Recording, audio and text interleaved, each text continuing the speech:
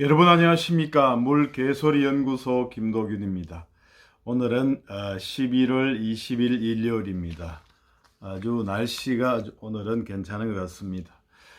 여러분, 이재명 더불어당 대표가 정진상 실장에 대한 구속에 대해서 입장을 내놓았습니다. 무슨 조작 수사다, 유검무죄, 무검유죄다. 조작의 칼날을 아무리 휘둘러도 진실은 침몰하지 않음을 믿는다. 이렇게 얘기를 했습니다. 조작의 칼날을 아무리 휘둘러도 진실은 침몰하지 않음을 믿는다. 그렇게 얘기를 했죠. 그래, 어떤 점을 조작을 했다는 것일까요? 그 점을 한번 밝혔으면 합니다. 본인이 변호사 출신이고 또 나름 똑똑하신 분이니 어떤 점에서 조작을 했다 이렇게 얘기할 수 있는지 궁금합니다. 그저께 정진상에 대한 영장실질심사는 8시간 10분, 사상 세 번째라고 합니다. 박근혜 전 대통령에 대한 영장심사, 이재용 삼성 부회장에 대한 영장심사, 그 다음에 세 번째라고 지금 8시간 10분 이렇게 알려지고 있습니다. 그러면 급을 한번 생각해 보세요. 박근혜 대통령, 이재용 삼성 회장하고 정진상하고 급을 한번 비교해 보십시오. 이것이 급을 따지면 8시간 50분, 40, 30분, 10분 이렇게 할 급인가요? 급으로 따지면 박근혜 대통령 8시간 했으면 이것은 한두 시간이면 끝나는 사안이죠. 그런데도 불구하고 8시간 10분이나 영장 심사를 했다는 건 뭡니까? 이것은 곧 민주당에서 정진상 측에서 정진상에 대한 영장실질심사가 아니고 바로 이재명 당대표 제1야당 과반수를 갖춘 제1야당 거대 야당의 당대표에 대한 영장실질심사로 인식하고 대응을 했다. 그렇게 보는 것이 맞겠습니다. 그래서 총력 대응을 했던 것이고, 다만 이제 영장실질심사를 하고 나서 이렇게 밤 10시까지 하고 나서 2시 50분인가요? 이렇게 결정을 낸 걸 보면 여러 가지로 생각을 할 수 있겠습니다.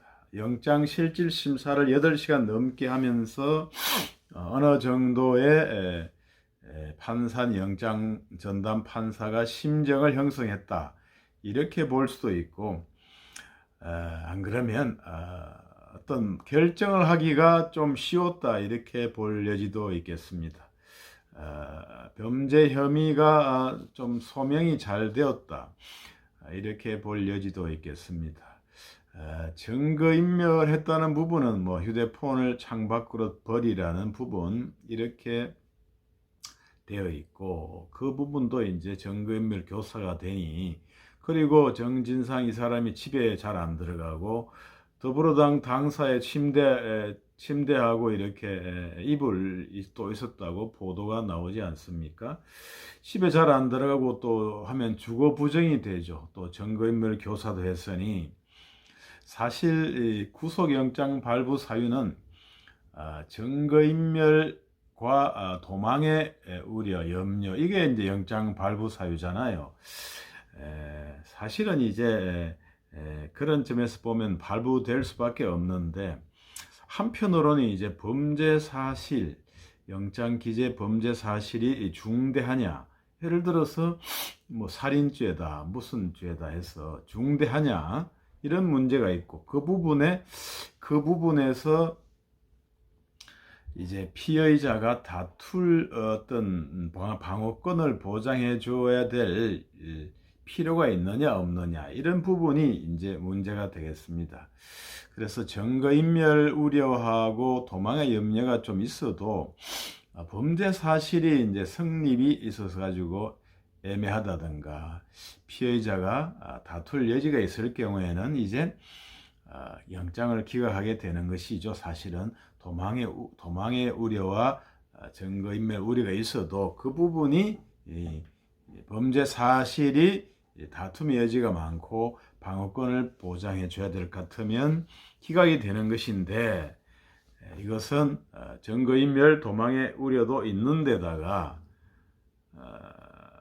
주거부정이죠. 주거부정이 하나의 도망의 우려의 하나의 표지죠. 그래서 있는 데다가 범죄 사실도 다툴 여지가 별로 없지 않았을까 이렇게 보입니다. 그렇게 결정을 내린 것을 보면은 그래서 이재명 당대표가 조작의 칼날을 아무리 휘둘러도 진실은 침몰하지 않음을 믿는다.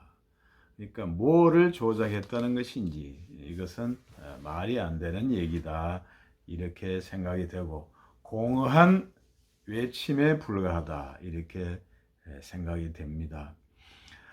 이미 여기에 이렇게 어제도 말씀드린 바와 같이 8시간이 넘는 심사를 하였다는 것은 1억 4천만 원의 뇌물수수 5회에 걸친 그 1억 4천만 원의 뇌물수수는 8시간까지 어떤 심사할 거리가 못 되죠. 그리고 증거인멸 교사 그것도 뭐 유동기 진술도 있고 나와 있는 거고 그리고 부패방지법 위반 이것도 크게 오래 다툴 것이 못 됩니다. 그래서 이것이 오랫동안 이제 심사를 받게 된 것은 바로 사후수뢰죄라는 건 부정처사후수뢰 바로 대장동 일당들에게 불법적인 부당한 어떤 특혜를 주고 그 다음에 돈을 그 지분을 받기로 어떻게 약속을 했느냐 말았느냐 하는 것이 바로 대장동 비리, 대장동 특혜의 핵심 부분이죠. 이 대장동 비리의 핵심 부분이 들어가 있기 때문에 김용하고는 달리 김용이 뭐 8억 원을 받았느냐 안 받았느냐 이런 거하고 급이 다른 거죠. 대장동 수익을 나누기로 약정했느냐 말았느냐 대장동 불법 수익을 분배하기로 약정했느냐 이걸 가지고 이제 심사를 했기 때문에 그렇게 오랜 시간 프레젠테이션 PDP 뭐 100쪽이라 하던가요 그렇게 될 수밖에 없었다 이렇게 생각이 됩니다. 그래서 어제도 말씀드린 바와 같이 어떤 특혜 이런 부분에 대해서는 이미 언론 보도에서 많이 나타난 거죠. 3억 얼마 이렇게 투자해서 4천억이 넘는 이익을 준다는 게 말이 안 되는 것이고 여러 절차적으로 내용상 문제가 있는 것이라는 것이죠. 다만 이제 부정처사 후 술에 돈을 받기로 수익을 배분받기로 약정했느냐 말았느냐 이걸 가지고 이제 많이 이제 따져야 되는 부분인데 그 부분이 이제 이재명 시장 측에서는 이제 조작을 했다는 거 아니겠습니까? 결국에는 이제 검찰에서 누굽니까? 그 유동규라든가 그 변호사 거기에 진술을 조작을 했다, 뭐 회유를 했다 이렇게 되는 거죠. 뭐 진실 말하는 게 낫다 이건 회유가 될 수가 없고 자백하라고 하는 것은 회유가 될 수가 없죠 사실은. 너 제대로 얘기하지 않으면 너가 모든 죄를 뒤집어 쓰고 중형이 구형이 되고 평생 감방에서 못 나온다. 이게 무슨 회유가 될 수가 있겠습니까? 진실을 얘기하고 선처받는 게 낫다. 이거는 조작도 아니고 회유도 아닌 거죠. 결국에는 그 진술을 번복하는 것이 어떤 신빙성이 있느냐 없느냐 이게 문제가 되겠는데, 그 진술을 번복하는 것이 어떤 타당한 이유가 있을 수가 있는 겁니다. 왜냐하면은 이 사람들은 처음에 구속된 게 이재명 시장이 이재명 도지사가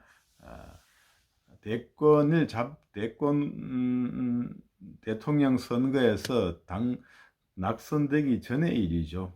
대통령이 될 줄 유력하게 해서 대통령이 될 줄 알았는데 그것이 안 되었고, 그 다음에 가짜 변호사를 보내가지고 자기의 실질적인 도움을 주지는 않고 딴 것만 염탐을 하더라. 이랬던 것이죠. 그리고 알고 보니 유동규가 정진상이라든가 김용은 척근이고 자신은 척근이 아니다. 그리고 김문기를 모른다. 이런 쪽에서 여러 가지 배신적인 어떤 그러한 이재명 대표 측의 행동을 보고 마음을 돌릴 수 충분히 있는 것이고, 그렇게 진술 번복의 사유가 되는 경우에 그것은 신빙성이 있다 이렇게 보는 게 정상이고, 저번에 어떤 보도가 나왔던데 무슨 진술 번복 과정에 좀 의문이 있다 이런 이제 재판부에서 이제 얘기를 했다는 건데, 그것은 이제 말도 안 되는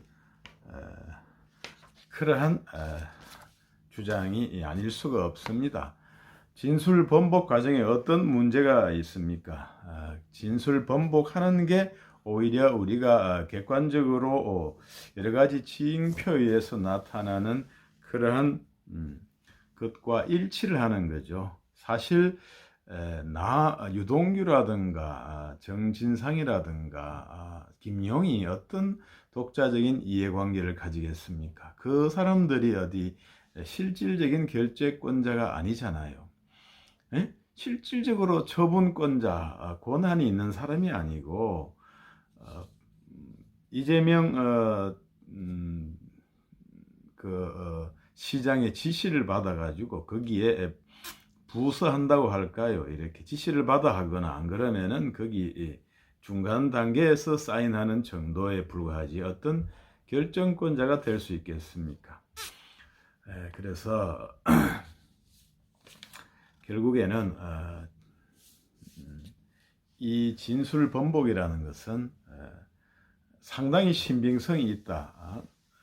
유동규의 진술 번복은 상당히 신빙성이 있다고 보는 것이 타당하다는 것이고, 그 다음에 남욱은 처음부터 이제 어느 정도 진실을 얘기해 왔던 것이고, 이제 이재명 대표도 대통령에서 떨어지고 이제 그래서 이제 추가적으로 내놓는다는 것이고, 그 남욱 인터뷰에도 보면은 대통령이 될 줄 알았다 이렇게 하지 않았습니까? 그것이 안 되는 줄로 이제 드러나고 나니까 이제 어느 정도 자기의 살 길을 찾아야죠. 그래서 진술을 조금 더 내놓는 것인데, 그걸 가지고 조작의 칼날이다. 이것은 밑도 끝도 없는 근거 없는 그러한 힘없는 얘기에 불과하다 이것이죠. 그래서 이제 사실은 이제 이 정진상의 구속 뒤에 이제 여러 보도에서 저도 그렇게 했습니다만은 이재명에 향한 조사의 칼날이 목전까지 왔다 이거잖아요. 그런데 소환만 목전까지 온 것이지 실질은 제가 봤을 때는 이재명 당대표에 대한 소환 조사만 목전까지 온 것이지 실질은 이제 1차 판결이 났다 이렇게 보는 게 맞겠습니다. 정진상에 대해서 8시간이나 넘는 영장실질 심사를 한 것은 이 대표 측에서도 그 심사가 자신에 대한 심사인 것을 나 마찬가지로 인식하고 싸웠다, 전력 투구했다 보는 것이고, 재판부에서 검사 측도 마찬가지고 재판부도 마찬가지라는 거죠. 그래서 소환 일정만 남아 있는 거지 심사는 받았다 그런 것이고, 1차 심사에서 이재명 대표 측이 패배했다 이렇게 볼 수가 있겠습니다. 결국에는 대장동 저수지의 책임을 이 대표 측에 인정한 것이나 마찬가지고 8시간 혈투 끝에 패배한 것이다, 이렇게 보는 것이 맞지 않을까 생각이 됩니다. 결국에는 당초 예상했던 사법 리스크가 이재명 시장과 그를 당대표로 선출한 민주당을 덮치는 것이고, 이제 사법적 리스크의 쓰나미에 휩쓸려 가게 되는 것이 멀지 않았다, 이렇게 볼 수밖에 없는 것입니다. 결국에는 할 수는 없겠지만 결국에는 이루어질 수는 없는 일이라고 생각은 합니다만은, 결국에는 당 지도부를 교체하고 그 다음에 신당 창당하는 것이 살 길이다. 지금 선거법 위반으로 434억이 반환이 되면 당이 껍데기밖에 없는 것이죠. 결국에는 당을 해산하고 신당 창당하는 것이 살 길이다 생각이 됩니다. 최근에 이제 이재명 시장이 우울증에 걸릴 듯한 그러한 얘기를 했었죠. 우울증은 왜 걸리겠습니까? 이루고자 했던 것을 이루지 못했을 때도 걸리겠고, 여러 가지로 욕심이 과했을 때도 걸리겠는데, 정치인이 뭐 이렇게 하루 이틀 하는 사람도 아닌데 이루지 못한 걸 했다고 갑자기 우울증세가 오겠습니까? 다음을 기약하면 되는데 이 다음을 기약하기 어렵다, 이것이죠. 여러 가지 사정에 비추어서 장래 일을 도모하기가 어려운 사정에 봉착이 되었다. 탈출구가 없다. 비상구가 없다. 이것이 우울증 아닐까 싶습니다. 결국에는 모든 것을 진실대로 하고 내려놓고 모든 것을 받아들이는 그러한 담담한 자세, 모든 것을 성복하고 받아들이는 자세만이 평안의 길이다, 이런 말씀을 한번 드려보고 싶습니다. 이상 물소리 개 짖는 소리 연구소 김도균이었습니다. 여러분 구독, 좋아요 부탁드리겠습니다. 감사합니다.